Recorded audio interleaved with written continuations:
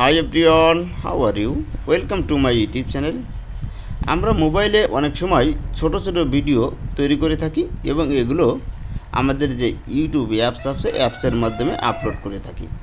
অনেক সময় দেখা যাচ্ছে যে আমরা আমাদের যে ইউটিউব অ্যাপসটি আছে এটি আপডেট দেওয়ার কারণে পরবর্তী সময়ে আর কোনো ভিডিও আপলোড দিতে পারছি না, কারণ এখানে একটি পারমিশন চাচ্ছে।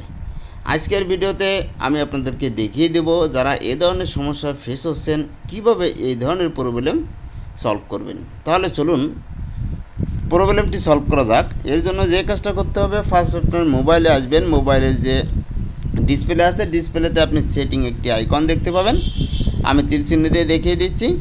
এরকম সেটিং আইকনে ক্লিক করবেন। ক্লিক করলে এরকম একটা ইন্টারফেস আসবে। ইন্টারফেস আসার পরে এখান থেকে সার্চ সেটিং নামে যে অপশনটি পাবেন এখানে আপনি সার্চ করবেন manage apps. Manage app search করার পরে একটু ওয়েট করবেন। ওয়েট করার পরে আপনি ওপরের দিকে ম্যানেজ অ্যাপস যে অপশনটি আছে এই অপশনটি চলে আসবে।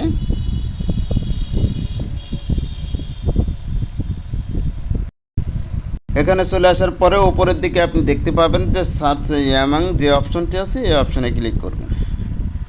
ক্লিক করার পরে আপনি এখান থেকে টাইপ করবেন ইউটিউব।